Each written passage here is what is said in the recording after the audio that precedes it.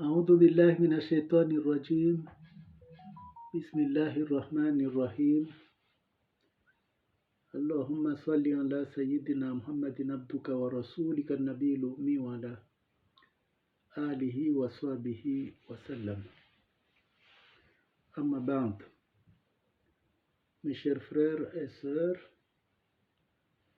je vous ai fait ce dars exceptionnel aujourd'hui, lundi 20 novembre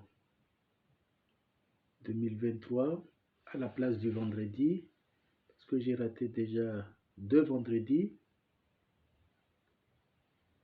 Je présente mes excuses suite à des préoccupations diverses. C'est pourquoi j'ai décidé de rattraper ce dars par ce lundi pour ne pas attendre encore le prochain vendredi, Inch'Allah, que nous allons voir un autre thème. Mais le thème d'aujourd'hui, c'est le jeûne du mois de Ramadan, qui fait partie donc du 4e pilier de l'islam après le shahada, la prière, l'aumône. Et voilà, donc c'est le jeûne du mois de Ramadan. Donc le jeûne au mois de Ramadan est wajib, c'est-à-dire obligatoire. Au mois de Rajab et de Shaban, jeûner est mandoub, recommandé. Donc tout comme les 9 jours de Al-Hijjah, et plus encore le dernier de ces jeûnes, c'est-à-dire le 9e jour de Al-Hijjah, le jour de Arafat.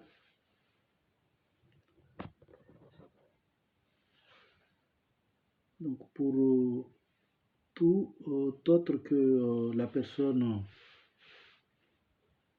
exécutant le Hajj, qui ne peut pas faire évidemment ce Hajj de Arafat.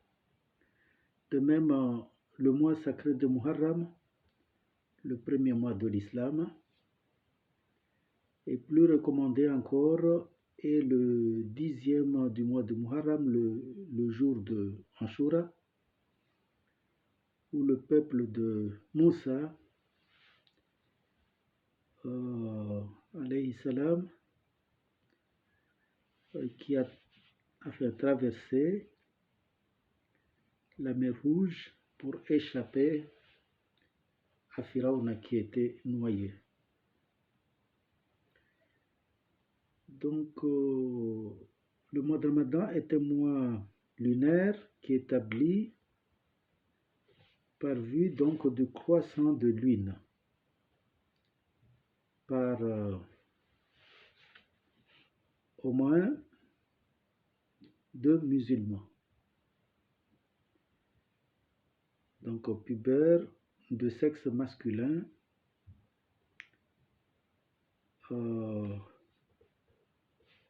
et qu'on peut considérer comme probes et honorables, afin de handle, c'est-à-dire des personnes de confiance,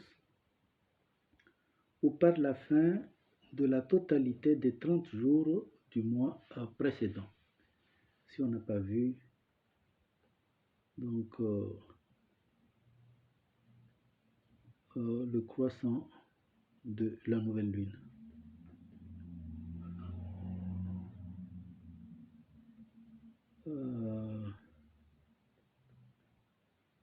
Donc les observations de ce croissant, c'est une obligation communautaire. Fard kifaya. Le soir, après le coucher du soleil, justement, donc quand on voit donc effectivement ce croissant lunaire, le lendemain donc commence le jeûne du Ramadan.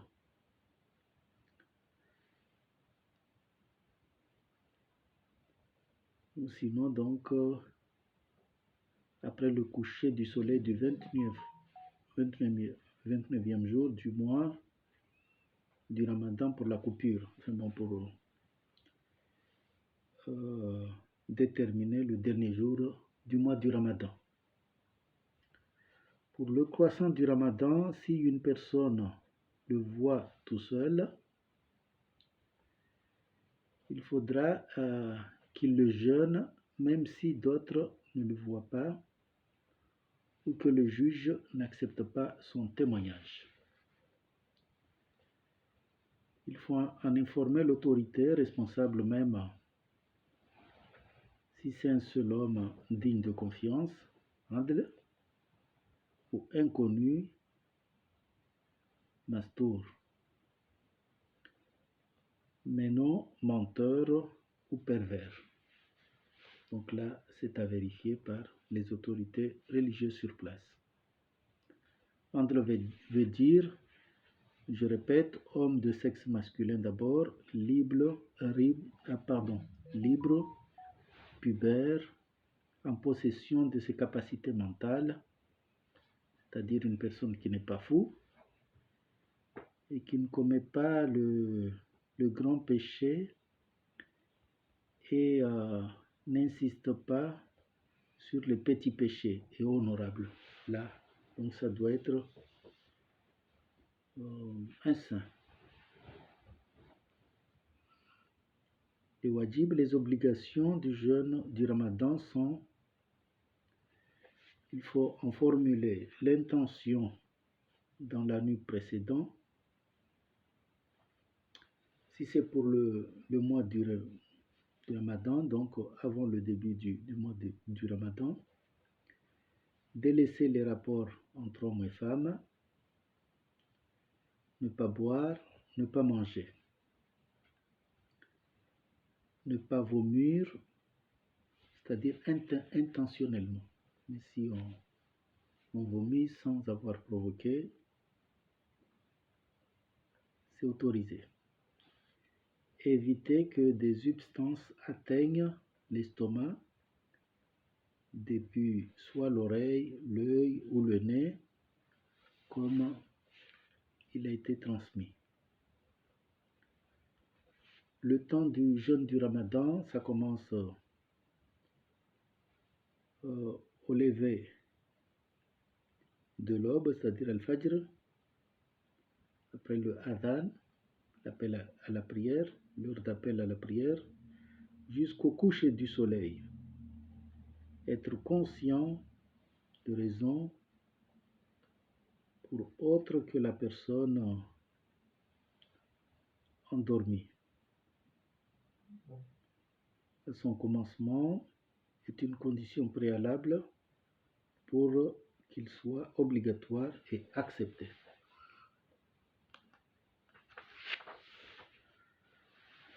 Donc, la personne qui l'a manqué à cause d'une excuse valide, c'est-à-dire pas intentionnelle, peut rattraper.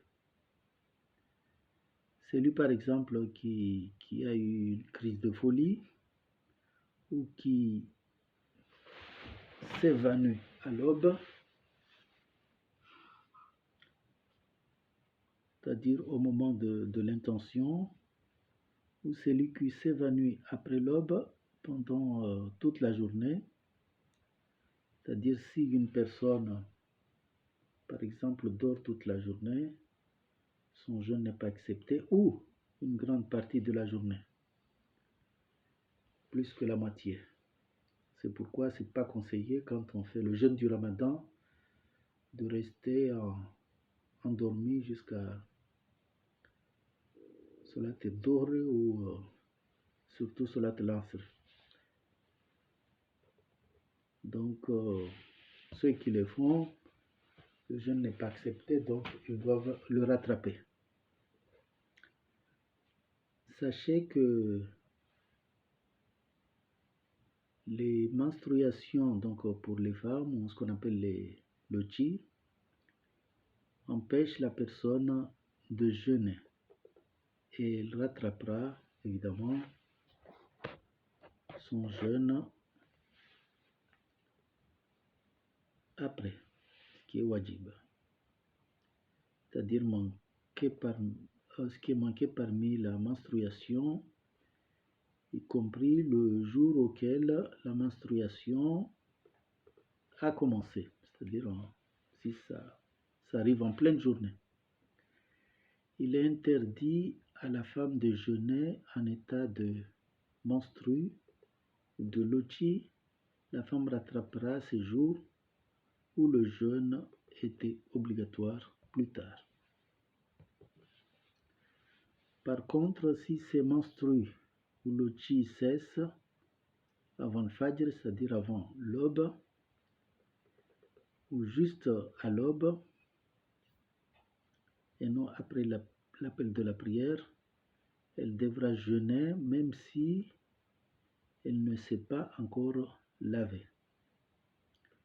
Et ces jours ainsi jeûnés seront évidemment comptés pour elle comme un jeûne valide, même si elle n'a accompli ses obligations virtuelles, c'est-à-dire le ghusl, qu'après l'apparition de l'aube. C'est comparable au cas d'un homme qui se réveille en état impur suite à une relation avec sa femme qui est licite la nuit, ou à une pollution nocturne, qui prend par exemple son repas du soubr et va jeûner mais ne se lave rituellement que bien après l'apparition de l'aube. Son jeûne est considéré comme valide et recevable chez toutes les écoles. Si la femme doute, comme celle qui se réveille après le fajr et doute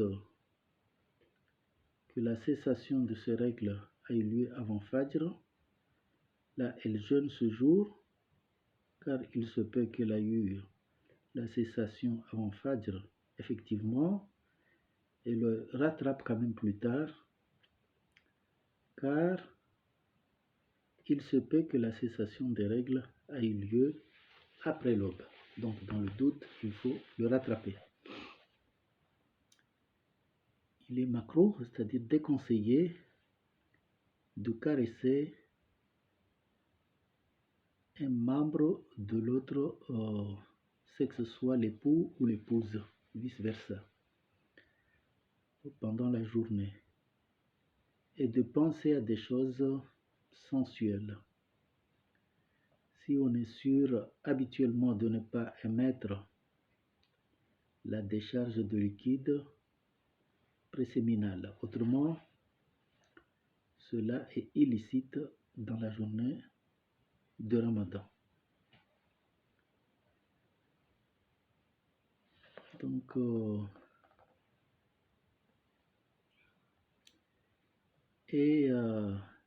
ils ont donc déconseillé de goûter les substances, ça je l'ai dit, surtout quoi pour les femmes qui font la cuisine, comme d'un plat qu'on cuisine. Et il n'est pas recommandé aussi, il est makroub, de bavardage, abandon inutile, ce qu'on appelle al-hadar, pendant la journée du Ramadan. Et surtout parmi ces bavardages, si il y a du fitna, ou si on est en train de parler du mal de l'autre. Donc, ceci afin d'éviter de dire le péché ou les mensonges. Il convient donc d'occuper la langue après le dhikr, de prononcer le nom d'Allah subhanahu wa ta'ala plusieurs fois ou de lire le Coran. Donc, si on est pris par des vomissements involontaires sans en avaler, ou avaler quelques mouches ou des insectes par erreur malgré soi, c'est pardonné. C'est-à-dire le jeûne reste toujours valable. De même que la poussière du travailleur, par exemple, la farine répandue dans l'air pour celui qui travaille au moulin ou dans une boulangerie, ou celle de la route. C'est pardonné aussi d'utiliser un cure-dent en bois sec. Donc, s'il est sec, de même que se réveiller dans un état d'impureté rituelle majeure à la suite donc de rapports entre hommes et femmes retarde ainsi le ghusl, c'est-à-dire le lavage rituel, au matin n'a aucune incidence sur le jeûne. Le jeûne reste bien sûr valable. Si évidemment ce rapport s'est déroulé avant l'aube. La sécrétion aussi, en cas de sommeil, aussi, elle ne s'accompagne d'aucune sensation de plaisir, comme si elle constitue un phénomène pathologique. Ça peut être des gens qui sont par exemple malades. Ça n'a aucune incidence sur la valeur du jeûne. Le jeûne reste donc valide.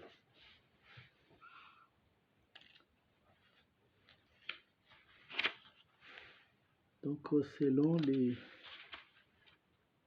l'imam Malik,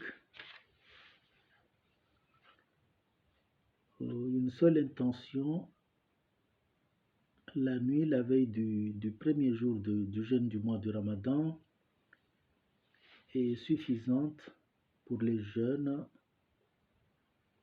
qui doivent être observés pour les 30 jours du mois de Ramadan ou les 29 jours. Mais une nouvelle intention doit être faite si quelconque facteur, par exemple maladie ou menstruation, rompt la succession du jeûne.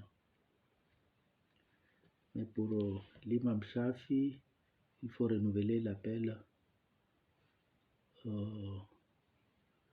toutes les nuits à la veille donc des jours de jeûne du mois de Ramadan. Les mandoubs recommandaient de hâter la rupture du jeûne après le coucher du soleil. De la même façon, ce mandoub de retarder le repas du subh à la fin de la nuit avant l'aube.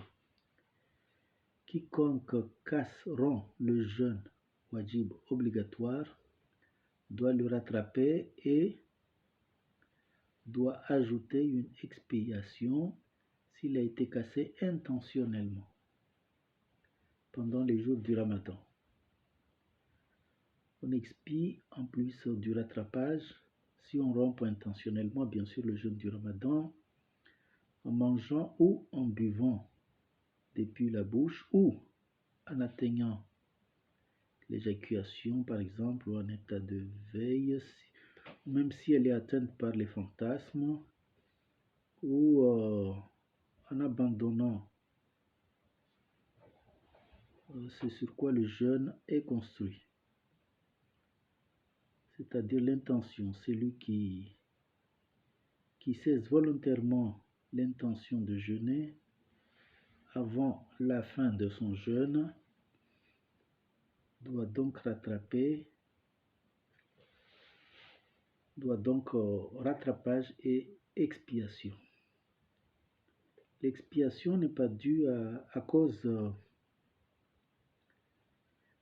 d'une supposition erronée, par exemple erreur logiquement possible, il y aura dans ces rattrapages seulement. Il est permis de rompre le jeûne et le rattraper plus tard, en raison par exemple de crainte d'encourir un mal, ou quand on est en voyage à une distance qui permet le raccordement des prières et que ce voyage est licite, bien sûr.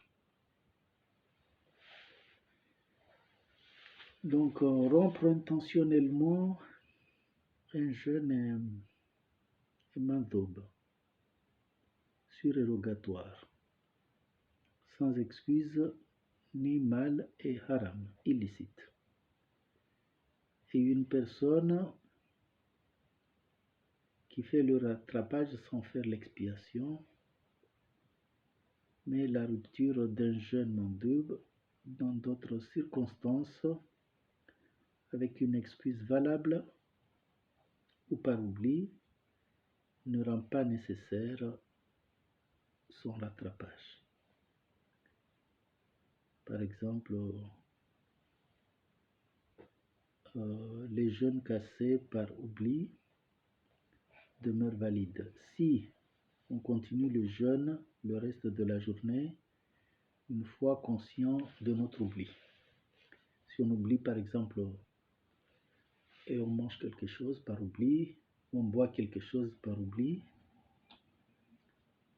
ou à cause de menstrues ou de loti, elle ne le rattrape pas. Voilà comment se fait l'expiation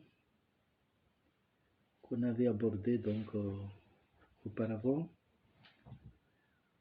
Pour chaque jour concerné, expier en jeûnant 2 mois lunaires consécutivement ou en libérant un esclave, c'est à l'époque ceux qui avaient des esclaves, qui a été embelli par l'islam, c'est-à-dire un esclave musulman. Et ils ont préféré donc pour les malikites que la personne expie en alimentant 60 personnes musulmanes, pauvres, un moud, c'est-à-dire pour chaque pauvre, pour chaque jour concerné, d'un aliment de base commun et trouvé abondamment dans la région où l'on se trouve.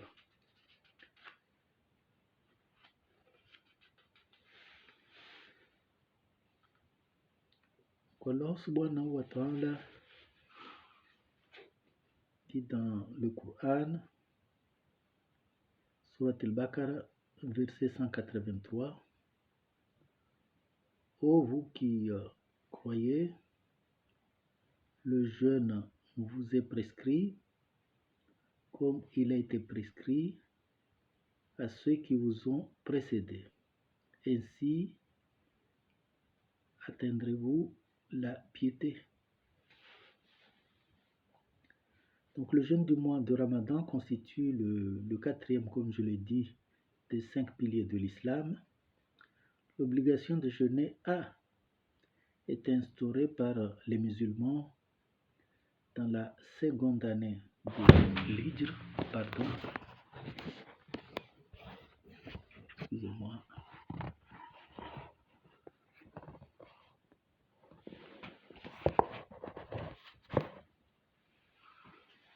Dans la seconde année de l'Hijr, c'est-à-dire après que le prophète Mohammed sallallahu alayhi wa sallam a été à Médine par la révélation du verset que je viens de lire. Siyam en arabe signifie s'abstenir, se retenir de. Donc, appliqué à la religion, le mot Siyam, jeûne, a pris le sens de renoncer à tout ce qui est considéré comme étant susceptible de rompre le jeûne, c'est-à-dire manger, boire, avoir des rapports intimes, et cela depuis l'apparition de l'aube jusqu'au coucher du soleil. Ça, c'est un rappel. À ce sujet, Allah subhanahu wa ta'ala dit dans le Coran: mangez et buvez jusqu'à ce que l'aube vous permette de distinguer le fil blanc de l'aube du fil noir de la nuit. Puis accomplissez le jeûne jusqu'à la nuit.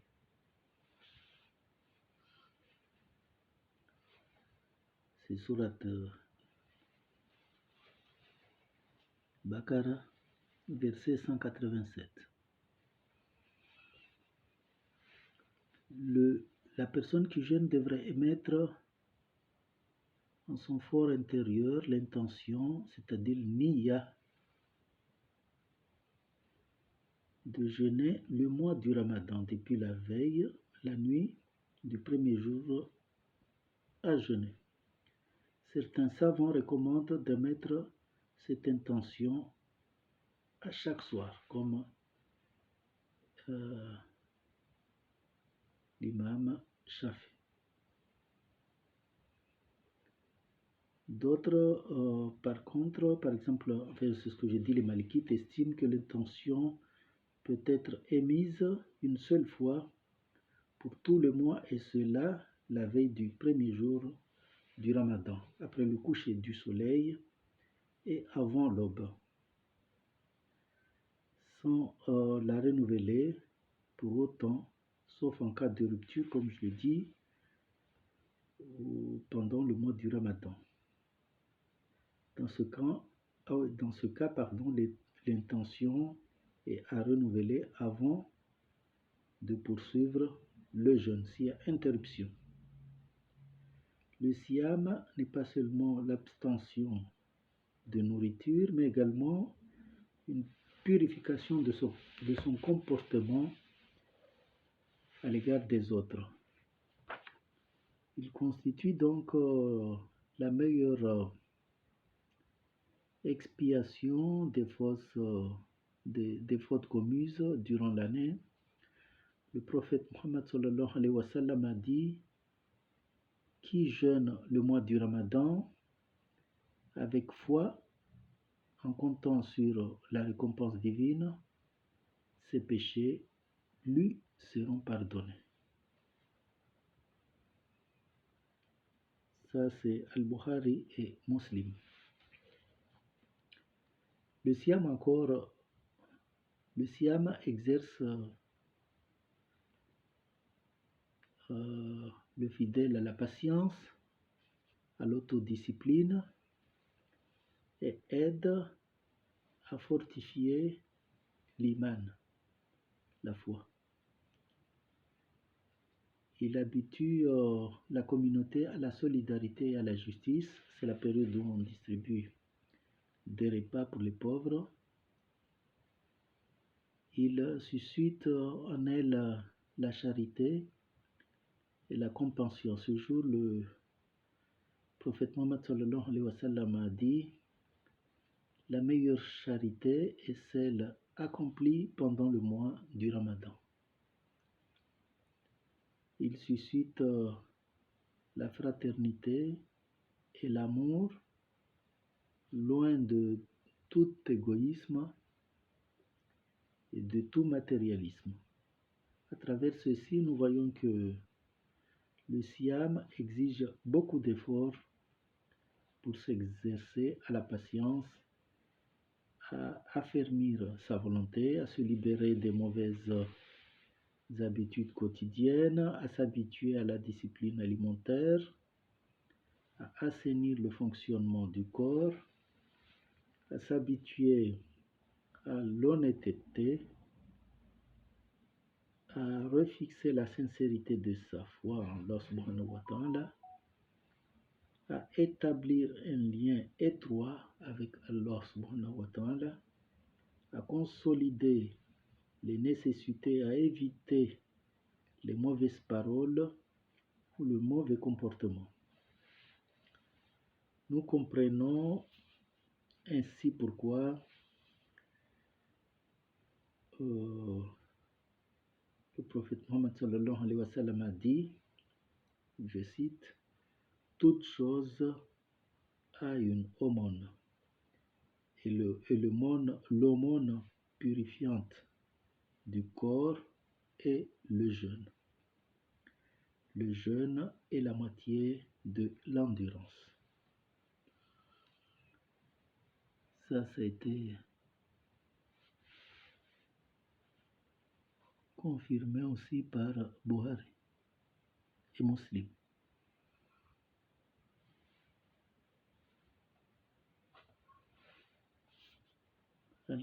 Al-Ghazali nous dit qu'il existe 3 niveaux de jeûne. Celui du corps, c'est-à-dire s'abstenir de manger et de boire, de l'esprit, c'est de bien se tenir, de contrôler ses paroles, et du cœur, al-qalb, c'est d'avoir un bon cœur. Le jeûne du corps, en s'abstenant donc, comme je viens de dire, de manger, de boire et d'avoir des rapports de l'aube au coucher du soleil. Le jeûne de l'esprit, par l'abstention des péchés de l'ouïe, c'est ce qu'on entend, de la vue, c'est ce qu'on regarde, c'est-à-dire ne pas regarder des choses illicites, et de la parole, afin de se rapprocher d'Allah subhanahu wa ta'ala et d'avoir une conscience plus aiguë du mal pour l'éviter. Et le jeûne du cœur, al-qalb, en s'écartant de toute préoccupation de la vie d'ici-bas, terrestre, pour que chaque pensée aille vers Allah subhanahu wa ta'ala.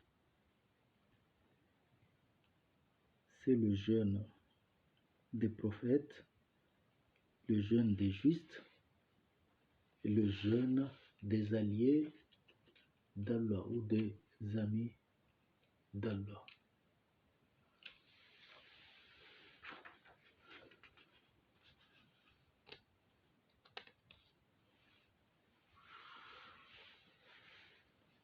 Donc Al-Ghazali enseigne aussi dans son livre intitulé Al-Ihya, le renouveau, qu'il ne faut pas dormir pendant tout le jour. C'est ce que j'ai dit, que dans la journée de jeûne, qu'il faut rester sobre aussi la nuit, ne pas manger, boire avec avidité dès le coucher du soleil. Il ne faut pas trop manger non plus pour ne pas s'étouffer. Si l'on veut que le jeûne garde son vrai sens, qui est de combattre les passions et de se rapprocher d'Allah subhanahu wa ta'ala. Il est sunnah de ne pas tarder pour rompre le jeûne, tanjib al-futur, dès l'appel à la prière du maghrib, au coucher du soleil. On rompt le jeûne en commençant par manger une date, par exemple. Et il faut suivre l'habitude du prophète Mohammed sallallahu alayhi wa sallam, c'est par nombre impair de dates préférentiellement, c'est-à-dire si on mange une date, si on veut rajouter, il faut manger 3, si on veut rajouter encore, il faut manger 5. C'est comme ça que faisait notre prophète. Sinon, commencez aussi par boire un peu d'eau. Il est donc recommandé à ceux qui observent le jeûne de l'interrompre au futur en consommant d'abord des dattes ou de l'eau. Il est sunnah aussi de prendre un repas à la fin de la nuit, c'est-à-dire avant Salat al-Subh, avant de commencer le jeûne le plus tard possible, avant l'appel de la prière de Subh. Takrir as-Suhur. De préférence, arrêter de manger à la Imsak. Imsak, c'est le temps estimé à l'équivalent de la lecture de 5 versets avant le Subh. L'Imsak est juste à caractère préventif. Le réel à laquelle commence le jeûne, c'est bien l'appel de la prière de Fajr. Donc, qui doit jeûner? Donc, tout musulman des deux sectes ayant atteint la puberté et jouissant de ses facultés mentales et d'une santé morale. Donc, pour la femme, ajoutons le fait de ne pas être en état de menstrue ou de loti, sinon son jeûne est invalide. Si les menstrues loti s'interrompent fût-ce un instant avant la levée de l'aube, même exactement à l'aube,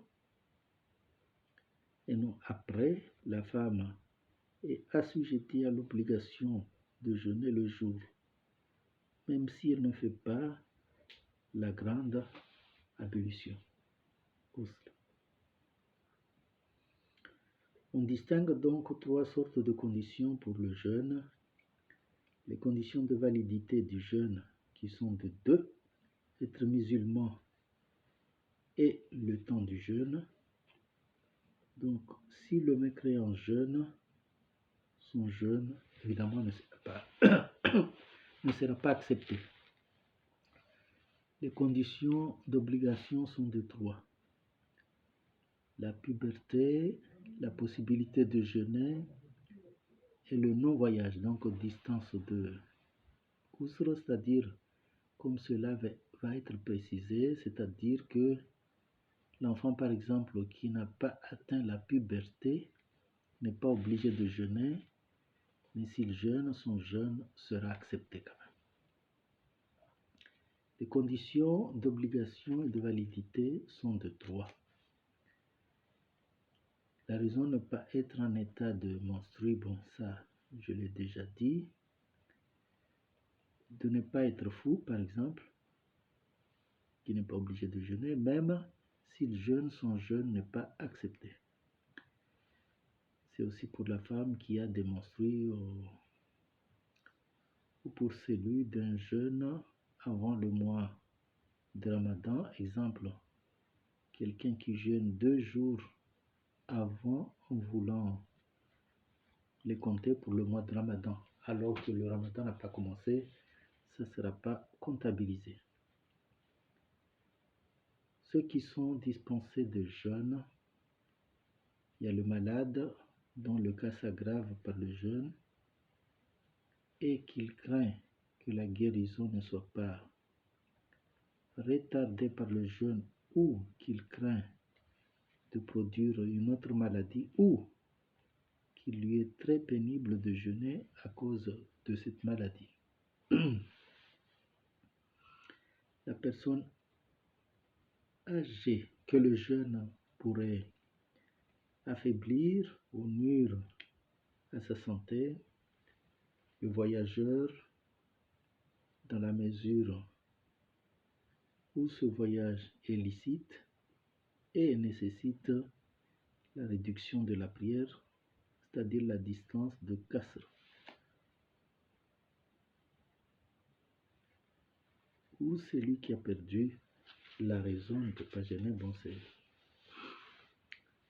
celui qui a perdu la raison est considéré comme fou. Il y a aussi la femme enceinte qui risque de complications en jeûnant. Il y a la femme qui allaite un nourrisson et qui craint pour la santé de son bébé ou pour sa propre santé. celui qui supporte très difficilement le jeûne, comme les personnes âgées, ou celui atteint d'une maladie permanente, l'orphine yurikunaho. On verra dans les autres cas de rattrapage. Quand est-il interdit ou détestable de jeûner? Il est interdit le jour de l'Aïd, que ce soit l'Aïd el-Fitr ou l'Aïd el-Adha, les deux fêtes musulmanes. Il est interdit de jeûner aussi les 2 jours après la fête du sacrifice. Si le jeûne présente un danger évident pour sa santé et peut nous porter préjudice. Pendant la période de l'OTI, ça c'est pour les femmes. Pendant la période menstruelle pour les femmes. Le jeûne de la femme mariée sans le consentement de son mari, s'il est présent, et s'il s'agit d'un jeûne surérogatoire.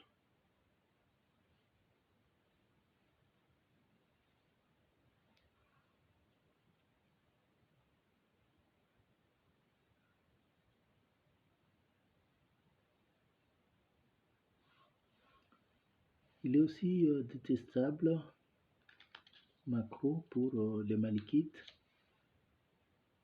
de jeûner le 3e jour après la fête des sacrifices. De jeûner le jour de la naissance du prophète Mohammed sallallahu alayhi wa sallam, de jeûner le jeûne interrompu pendant 2 jours de suite ou plus sans manger la nuit. Le jeûne surérogatoire pour celui qui a des jours de Ramadan à rattraper. Il doit d'abord rattraper ces jours de Ramadan avant de faire des jeûnes surérogatoires.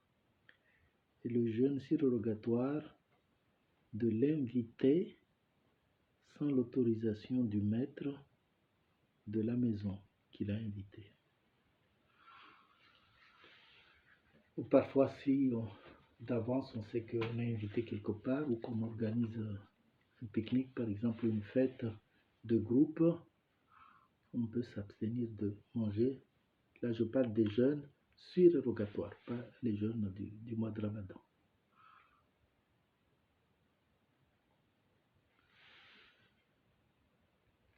D'accord, j'ai rappelé pour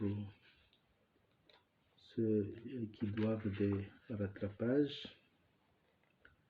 pour le jeûne surrogatoire et volontaire, par exemple.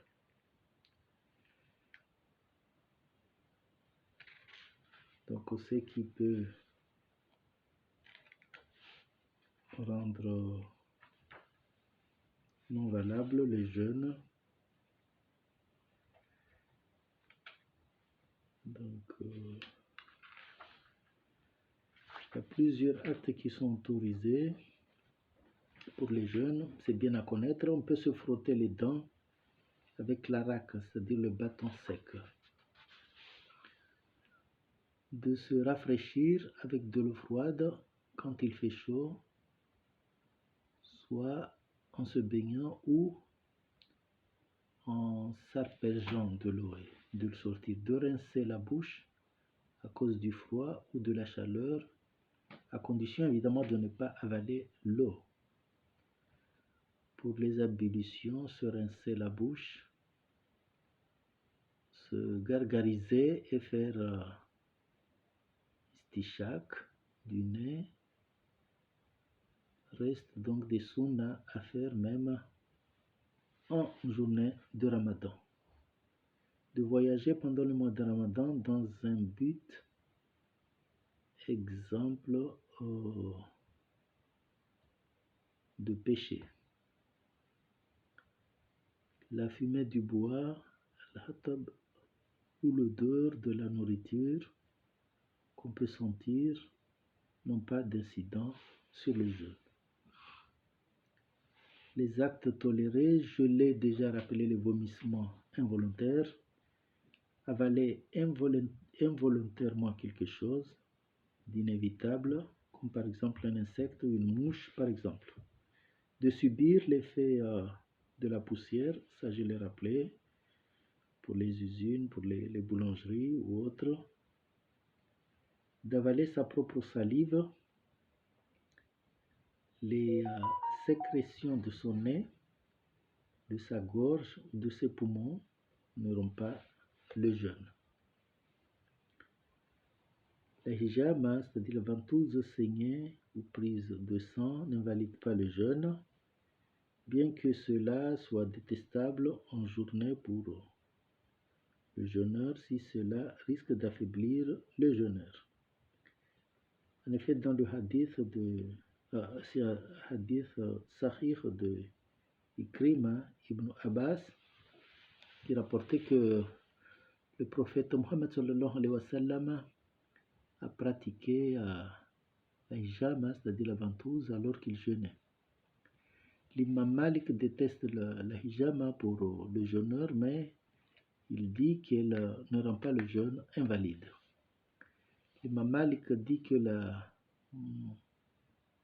muwatta, c'est-à-dire celui qui est à l'état de jeûne, pratique une saignée. On ne désapprouve le fait de faire une saignée au jeûneur que par crainte qu'il ne s'affaiblisse. Et à part telle cause, elle n'est pas à refuser, c'est-à-dire à détester celui qui pratique la saignée et ne rompt pas son jeûne. Par le fait de manger ou boire à cause de la faiblesse physique engendrée, donc jusqu'au soir, son jeûne est valide, il n'a pas donc à le rattraper. Il y a la pollution nocturne, ce qu'on a dit, janaba, il y a la ségrégation parfois, si ça arrive la nuit. Mais attention pour celui qui est de l'encens, c'est-à-dire beaucoup, parce que c'est lui qui possède des composants sensuels liquides.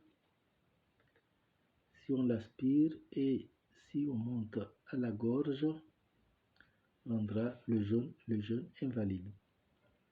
C'est valable aussi pour la vapeur liquide de la marmite qu'on aspire directement, qui arrive ainsi à la gorge volontairement. Celui qui fume une cigarette en journée de Ramadan rend invalide évidemment son jeûne. Le henné ou une pommade dans les cheveux, la tête, ou le col dans les yeux, commet dans la journée du Ramadan. Si cela n'arrive pas à la gorge, le jeûne est valide. Si cela arrive à la gorge, il faut continuer le jeûne, puis rattraper plus tard ce jeûne. Si on sait que cela arrive à la gorge, s'abstenir.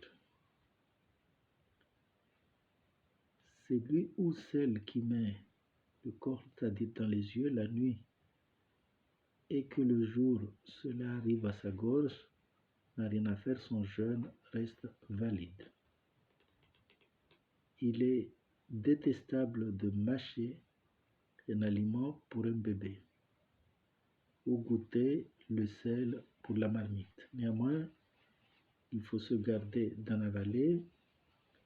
Si cela arrive involontairement à la gorge, il faut rattraper. Il n'est pas recommandé, il est makrouh, le bavardage, c'est ce que je dis, inutile. pendant la journée du Ramadan. Ceci afin d'éviter de dire de péché ou des mensonges. Il convient donc d'occuper la langue par le dhikr, c'est-à-dire de réciter le nom d'Allah plusieurs fois ou de lire le Coran.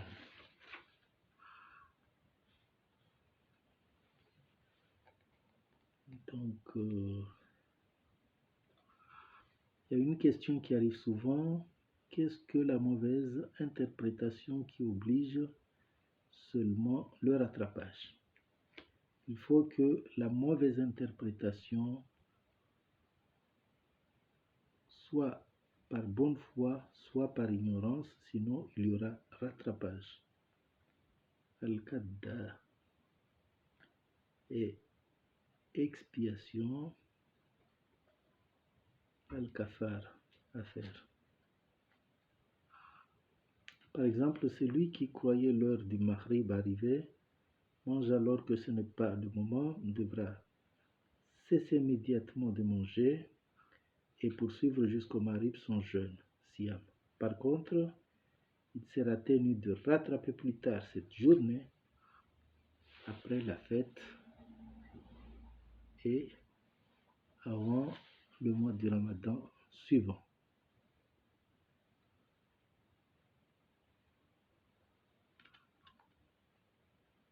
Donc c'est valable aussi pour celui qui mange et qui boit involontairement.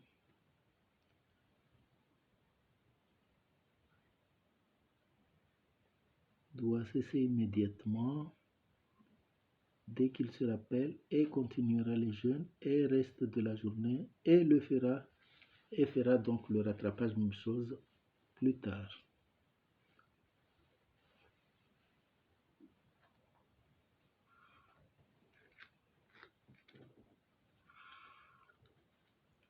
Donc c'est lui qui a eu une fin de règle avant le Fajr, puis qui se lave après le Fajr, et il croit donc à tort que son jeûne n'est pas valide et mange, devra seulement rattraper ce jour. Même chose pour celui qui croit à tort que sa janaba, c'est-à-dire la pollution nocturne de la nuit, invalide son jeûne, puis mange la journée, il rattrapera seulement ce jeûne sans faire l'expiation. Donc, ce sont les quelques cas de mauvaise interprétation et d'ignorance.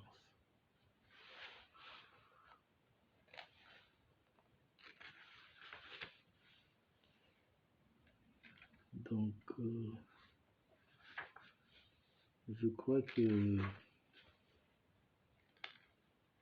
nous avons fait le tour de ce jeûne, tout en vous rappelant que il y a la nuit de Laylat al-Qadr. Allah révèle dans le Coran en nous disant: nous avons fait descendre le Coran dans la nuit de la valeur, Nazalna fi Laylat al-Qadr, et qui te fera comprendre ce qu'est la nuit de la valeur. نزلناه في ليلة القدر وما أدراك ما ليلة القدر ليلة القدر خير من ألف شهر. C'est-à-dire la nuit de la valeur a plus de valeur que 1000 mois. Sourate 97, versets 1 à 3. Le prophète Mohammed sallallahu alayhi wa sallam dit que c'est lui qui passe la nuit de la valeur en prière, la nuit de Laylat al-Qadr, avec foi et espoir de récompense. Toutes ses fautes passées lui seront pardonnées. Il faut rappeler aussi la Zakat al-Fitr, l'aumône purificatrice de la fête de la fin du mois de Ramadan, qui est une obligation pour chaque musulman, pour lui et pour ceux, les musulmans, qui sont à sa charge, c'est-à-dire ses enfants, c'est ce qu'on appelle le zakat el-fitr, qui doit être remis à des pauvres avant la prière de l'Aïd.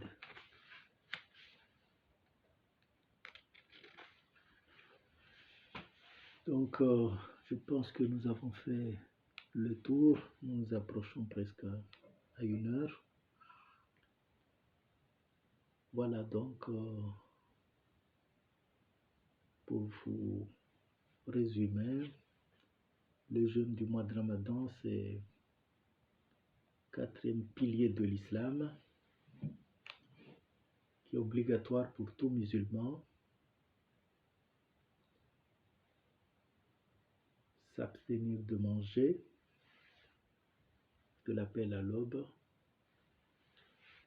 à l'appel du maghrib, s'abstenir de boire, s'abstenir de maintenir des rapports, mais éviter aussi des paroles, que ce soit les fitna ou que ce soit parler du mal des autres. Et le mois de Ramadan, c'est la période où il faut nettoyer le cœur, al-qalb, pour se rapprocher d'Allah subhanahu wa ta'ala. C'est ce qu'on appelle les wali Allah. Et il y a donc les cas d'exception, au maridon, ou à la safarin, que ce soit pour les malades, que ce soit pour les gens du voyage, des voyages qui durent plus long et qui risquent de couvrir une bonne partie de la journée. Avec l'évolution des choses, ce n'est pas les distances qui comptent. Parce que comme vous le savez, avec l'évolution de la technologie, maintenant on met 3h30 pour aller à Marseille. Donc c'est pas que Marseille à 800 km de Paris, qu'on se dit que c'est plus long que je vais à Marseille, donc je romps le jeûne. Du moment que, disons, que ça ne prend pas une bonne partie de la journée, donc il ne faut pas cesser le jeûne à cause d'un voyage qui ne dure pas longtemps.